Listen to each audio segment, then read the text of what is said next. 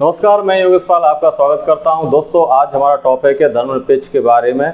धर्मनिरपेक्ष राज्य क्या है उसके बारे में हम जानेंगे और भारत के संविधान में ऐसे क्या प्रावधान है जो हमें बताते हैं कि भारत एक धर्मनिरपेक्ष राज्य है। ठीक है, तो चलिए शुरू करते हैं। दोस्तों, धर्मनिरपेक्ष राज्य का मतलब है ऐसा राज्य जिस पर धर्म का प्रभाव नहीं है, यानी कि ऐसा राज्य जो धार्मिक देश नहीं है। जैसे हम पाकिस्तान की बात करें तो पाकिस्तान एक मुस्लिम कंट्री हम जानते हैं और भारत को हिंदू देश नहीं माना जाता है, बल्कि भारत में कई सारे धर्म के लोग यहाँ पर निवास करते हैं और भारत की जनसंख्या है वो 140 करोड़ है। और आज देखें तो भारत जो है जनसंख्या के आधार पर विश्व का सबसे नंबर 1 देश है। ठीक है, तो यहाँ पर कोई एक धर्म का लोग नहीं है। यहाँ पर हिंदू हैं, मुस्लिम हैं, सिख, ईसाई, जैन, पारसी, बौद्ध सभी धर्म के लोग हैं और किसी एक धर्म का देश बनना यहाँ पर लाजमी भी नहीं है। ठीक है, तो इस आधार पर भारत एक धर्मनिरपेक्ष राज्य, हमारे संविधान में भी ये प्रावधान किया गया है। जब इंदिरा गांधी की सरकार थी 1976 में, उन्होंने 42वें संविधान संशोधन के माध्यम से जो संविधान की प्रस्तावना है उसमें से संशोधन किया और उसमें धर्मनिरपेक्ष शब्द को उन्होंने जोड़ा, ये बताने के लिए कि भारत जो है एक धर्मनिरपेक्ष राज्य है, कोई एक धार्मिक देश नहीं है। यानी किसी एक धर्म को विशेष महत्व नहीं देता, बल्कि सभी धर्म उसके लिए समान रूप से हैं। ठीक है, तो ये उन्होंने क्या किया, 42वें संविधान संशोधन में धर्मनिरपेक्ष शब्द को जोड़ा।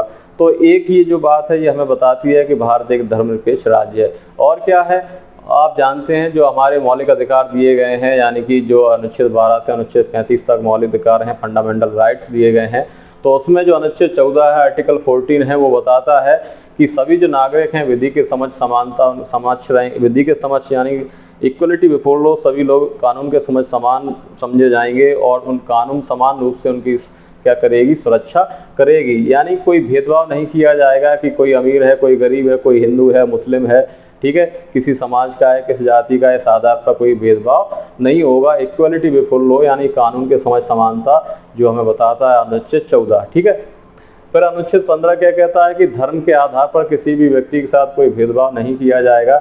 यानी कि आप किसी सार्वजनिक स्थल पर या सार्वजनिक जगह पर जाते हैं, कुएं पर जाते हैं या किसी सभा में जाते हैं, तो आपको ये कहकर नहीं रोका जाएगा कि आप हिंदू हैं या मुस्लिम हैं या सिख हैं, ईसाई हैं। आप सार्वजनिक स्थल पर सभी जगह पर, जो सार्वजनिक जगह है किसी एक धर्म विशेष की जगह नहीं है, सार्वजनिक जगह है, सरकारी जगह है, वहाँ पर आपको धर्म के आधार पर रोका नहीं जाएगा। ये हमें कौन बता रहा है, अनुच्छेद 15 कह रहा है, जो हमारे संविधान में ये प्रावधान किया गया है। ठीक है, अनुच्छेद 16 क्या कह रहा है कि सार्वजनिक सेवाओं में सभी नागरिकों को अब समान अवसर दिए जाएंगे। यानी कि सरकारी जितनी भी जॉब्स हैं उसमें आपको धर्म के आधार पर आपसे भेदभाव नहीं किया जाएगा। आप किसी भी धर्म के हों, आप भारत में के नागरिक हैं, तो आप सरकारी सेवाओं में आपको समान अवसर दिया जाएगा। ठीक है, तो ये भी एक लक्षण है जो बता रहा है कि भारत को एक धार्मिक देश नहीं है, किसी एक धर्म के प्रति उसका झुकाव नहीं है, सभी धर्म के लोग यहाँ पे समान रूप से माने जाते हैं, उनको समान अवसर दिया जाता है। तो ये अनुच्छेद 16 कहता है। ठीक है, अनुच्छेद 25 कह रहा है कि भारत में जितने भी व्यक्ति हैं, नागरिक हैं, वो किसी भी धर्म को अपना सकते हैं और उसके अनुसार आचरण कर सकते हैं। यानी कि जो पूजा अर्चना की जो विधि है वो उसके अनुसार अपना सकते हैं। तो धर्म की स्वतंत्रता है, यानी किसी भी धर्म को आप मान सकते हैं, आचरण कर सकते हैं, प्रचार कर सकते हैं। ठीक है, जो हमें कह रहा है अनुच्छेद 25, ये हमें इस चीज़ की आज़ादी देता है। फिर देखिए अनुच्छेद 26 क्या कह रहा है कि धार्मिक मामलों के प्रबंधन की स्वतंत्रता होगी। आप कोई भी धर्म है उससे संबंधित जो भी आपको प्रबंधन करना है, जैसे कोई पंडाल है उसको लगाना है, मैनेज करना है, जैसे कोई भागवत हो रही है, कोई भी सत्संग हो रहा है, कोई भी किसी भी धर्म का कोई विशेष आयोजन हो रहा है, तो उसको प्रबंधन करने का आपको पूर्ण अधिकार है। आपको किसी भी आधार पर रोका नहीं जाएगा कि आप इस धर्म के हैं तो आप इस तरह के आयोजन नहीं कर सकते हैं। ठीक है, तो आपको पूर्ण स्वतंत्रता होगी कि धार्मिक मामलों के प्रबंधन की स्वतंत्रता जो हमें दे रहा है अनुच्छेद 26। ठीक है, फिर देखिए अनुच्छेद 27 क्या कह रहा है, किसी भी धर्म विशेष के प्रचार के लिए आपको कर देने के लिए बाध्य नहीं किया जाएगा। यानी कि सरकार आपसे ये नहीं कह सकती है कि हिंदू धर्म के प्रचार के लिए, मंदिर बनाने के लिए आपको टैक्स देना होगा, तो ऐसा नहीं है। भारत किसी भी धर्म के प्रचार के लिए आपको कर देने के लिए बाध्य नहीं करेगी भारत सरकार, ये हमारे संविधान में प्रावधान है जो कि अनुच्छेद 27 कहता है। ठीक है, अनुच्छेद 28 क्या कह रहा है, किसी भी सरकारी शैक्षिक संस्थानों में आपको धार्मिक निर्देश नहीं दिए जाएंगे। मान लीजिए कोई मुस्लिम लड़का है जो सरकारी स्कूल में पढ़ रहा है और प्रार्थना उसको कह रहे हैं कि जय ओम जय जगदीश हरे, यानी कि हिंदू प्रार्थना है, और उसके लिए आपको बाध्य नहीं किया जाएगा, यानी कि किसी भी शैक्षिक संस्थान में, सरकारी शैक्षिक संस्थान में किसी भी धार्मिक निर्देश को लागू नहीं किया जाएगा। ये हमें प्रावधान कहाँ पे है, अनुच्छेद 28 में है। ये हमें यानी कि ये कह रहा है कि भारत जो एक धर्मनिरपेक्ष राज्य है, किसी भी एक धर्म को यहाँ पर वो प्रमोट नहीं किया जाता, यानी सभी धर्म को समान रूप से मान्यता मिल रही है। ठीक है।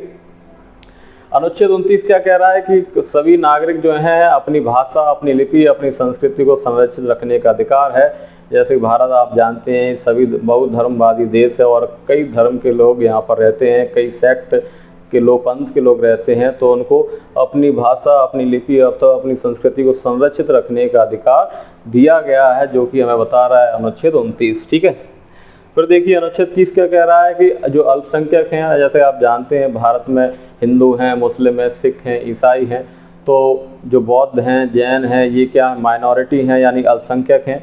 तो ये जितने भी अल्पसंख्यक लोग हैं ये अपनी पसंद के शैक्षिक संस्थानों की स्थापना कर सकते हैं, उनको संचालित करने का अधिकार भी उनको दिया गया है। ठीक है। तो ये जो लक्षण है, ये जो प्रावधान है, ये भी हमें बता रहा है कि भारत क्या है, एक धर्मनिरपेक्ष राज्य है। यहाँ पर ऐसा रोका नहीं गया है कि सिर्फ एक धर्म विशेष के लोग ही शैक्षिक संस्थान अपनी पसंद के खोल सकते हैं, संचालित कर सकते हैं। तो यहाँ पे लिखा है भारत के नागरिक अपनी जो अल्पसंख्यक हैं जो क्या कर सकते हैं, अपनी पसंद के शैक्षिक संस्थान की स्थापना और उनको संचालित करने का उनको अधिकार भी है। ठीक है।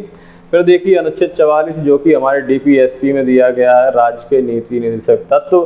ठीक है। इसमें क्या है, अनुच्छेद 44 कहता है कि राज्य सभी नागरिकों के लिए समान नागरिक संहिता बनाने का प्रयास करेगा। यानी कि समान नागरिक संहिता, यानी कि सभी जो नागरिक हैं उसमें हिंदू हैं, मुस्लिम हैं, सिख, ईसाई हैं, एक राज्य में कई धर्म के लोग रहते हैं और सभी नागरिकों के लिए एक समान संहिता, एक समान लॉ कानून क्या होना चाहिए, लागू करने का प्रयास करेगा, यानी बनाने का प्रयास करेगा, जो कि बता रहा है हमारा अनुच्छेद 44। ठीक है। तो थोड़ी सी एक बात और हम देख लें, जैसे कि जो धर्मनिरपेक्ष राज्य है इसका नकारात्मक पहलू पश्चिम में माना जाता है, यानी कि जो यूरोपियन कंट्री है वहाँ पर क्या होता है, जो धर्म है यानी चर्च है और जो राजनीति यानी राज्य है उससे पूर्ण अलगाव रखती है। ठीक है। और जबकि भारत में नकारात्मक पहलू को नहीं लागू किया जा सकता, क्योंकि भारत क्या है, बहुधर्मवादी देश है, कई धर्म के लोग यहाँ पर रहते हैं। तो इसलिए भारत में धर्मनिरपेक्ष से संबंधित इसका सकारात्मक पहलू, पॉजिटिव जो साइड है वो लिया गया है। यानी कि भारत की जो सरकार है, यानी भारत का जो संविधान है, सभी धर्मों का समान रूप से आदर करती है और समान रूप से सुरक्षा करती है। इसलिए भारत में सामाजिक वो क्या कहते हैं, सकारात्मक पहलू अपनाया गया है किसका, धर्मनिरपेक्ष राज्य का। ठीक है। तो पहले संसद में, विधायिका में क्या होता था, धर्म के आधार पर सीटों का आरक्षण किया जाता था, लेकिन आज जो है न्यायपालिका ने, यानी कि जो सरकार है, संसद ने, उसने जो धर्म के आधार पर जो आरक्षण होता था उसको उसने समाप्त कर दिया है।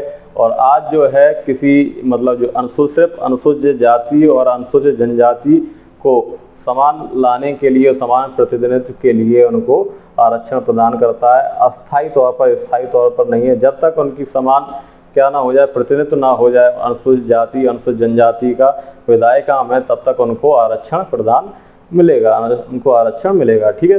तो दोस्तों ये जो थे एक धर्मनिरपेक्ष राज्य के बारे में, जो कि हमारे भारत का जो संविधान है उसकी एक विशेषता है कि भारत का जो संविधान है क्या है, एक धर्मनिरपेक्ष राज्य है।